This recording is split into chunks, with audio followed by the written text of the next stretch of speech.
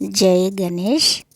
చిన్నపిల్లల కథల కార్యక్రమంలో ఇవాళ రాజకుమారులు 7 చేపలు కథ విందాం. అమ్మమ్మ కథ చెప్తుంది, అందరు పిల్లలు వినండి.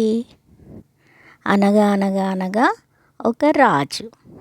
ఆ రాజుకేమో 7 కొడుకులు. ఆ 7 కొడుకులు పెరిగి పెద్దయిన తర్వాత ఒకసారి చెరువు దగ్గరికి వేట కోసం వెళ్ళారు. చెరువులో ఏముంటాయి తెలుసా? చేపలు.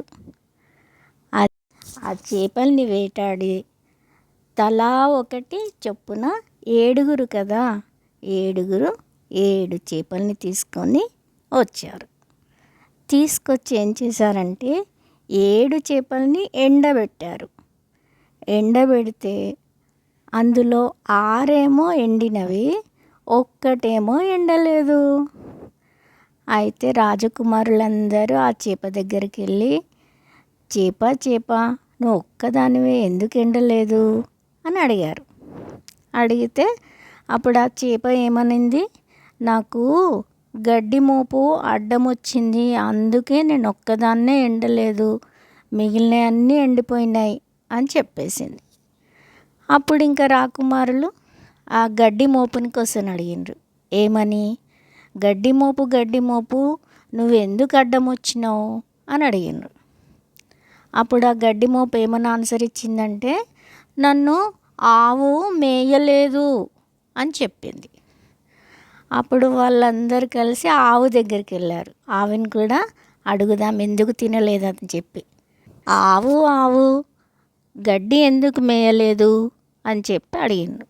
అడిగేటప్పుడు ఆవేమని ఆన్సర్ ఇచ్చిందంటే, నన్ను గొడ్ల కాపరి మేపలేదు, గడ్డిని నాకు వేయలేదు అని చెప్పింది.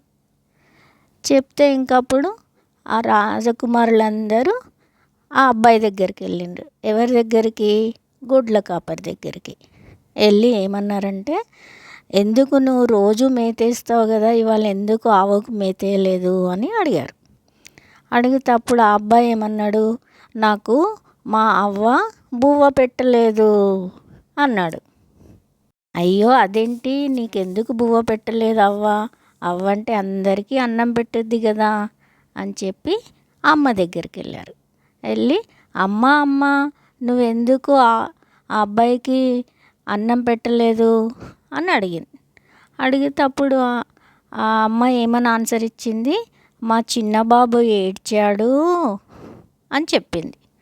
అప్పుడు ఇంకా వాళ్ళు బాబు దగ్గరికి వెళ్ళారు. బాబు నువ్వు ఎందుకు ఏడ్చినావు అని అంటే, ఆ బాబు ఏమన్నాడు, నన్ను చీమ కుట్టింది అని చెప్పింది. అప్పుడు ఇంకా చీమ దగ్గరికి వెళ్ళింది. అందరు యువరాజులందరూ, రాజకుమారులందరూ వెళ్ళి ఆ చీమని అడిగితే అప్పుడు చీమ ఏమని ఆన్సర్ ఇచ్చింది, నువ్వు అంత చిన్న బాబుని ఎందుకు కుట్టినావు అని అడిగితే ఆ చీమ ఏమనిందంటే, నా బంగారు పుట్టలో ఎవ్వరు వేలు పెట్టినా నేను కుట్టేస్తాను అన్నది. అందుకే ఎవ్వరు చీమల పుట్టలలో వేళ్ళు పెట్టకండి. ఓకేనా? బాగుందా కదా? థ్యాంక్ యూ విన్నందుకు.